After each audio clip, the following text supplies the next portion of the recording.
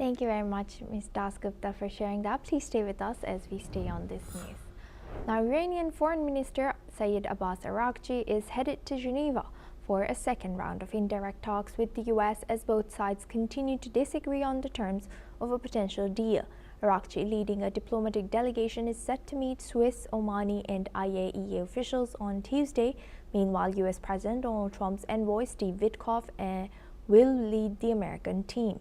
The first round in Oman showed little progress, with Iran signaling flexibility in its nuclear program but drawing red lines on enrichment.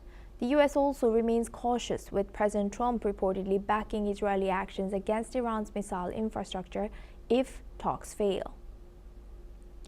Now we welcome back Ms. Dasgupta. She joins us live from New Delhi. Thank you very much, Ms. Dasgupta, for staying with us. Now, why do you think the location in particular has changed this time? And does it make any difference also?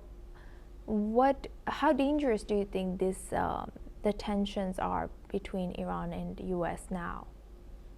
Well, the tensions are pretty high. The second frigate has, I believe, already started its way towards the Arabian Peninsula, if I might call it that.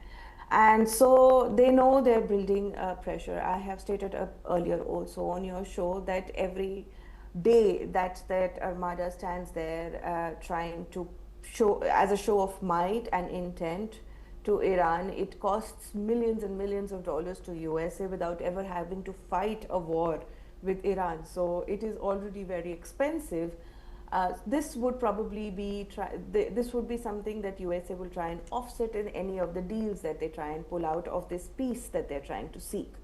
So this is an aspect that we need to consider. They're trying to find a way to negate the losses that they have already incurred, and Iran is using its energy resources as the hook, line and sinker for this particular bit.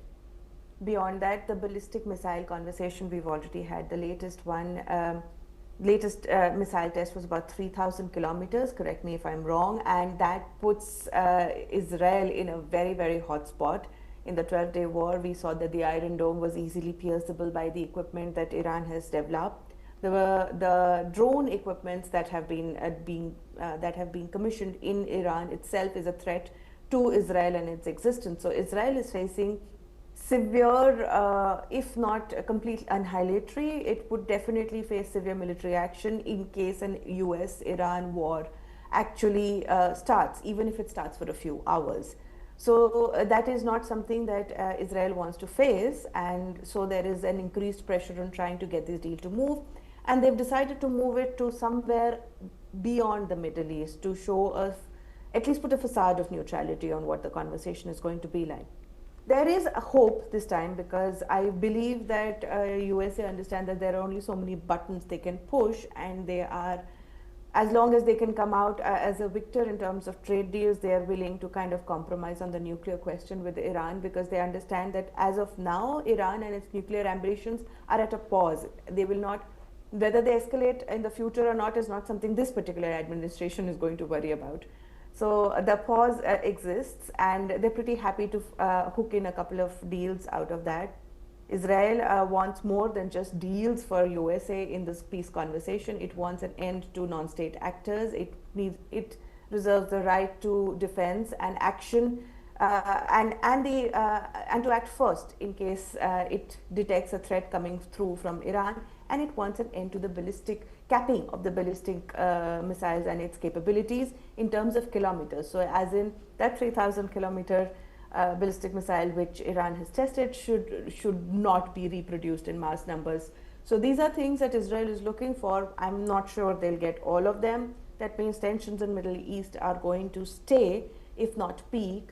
Hopefully the USA will find a decent trade deal to graciously bow out of actually having an all-out war with Iran, and Iran gets to have a few, if not all, of its economic sanctions lifted, and there is some sort of normalcy in that particular relation.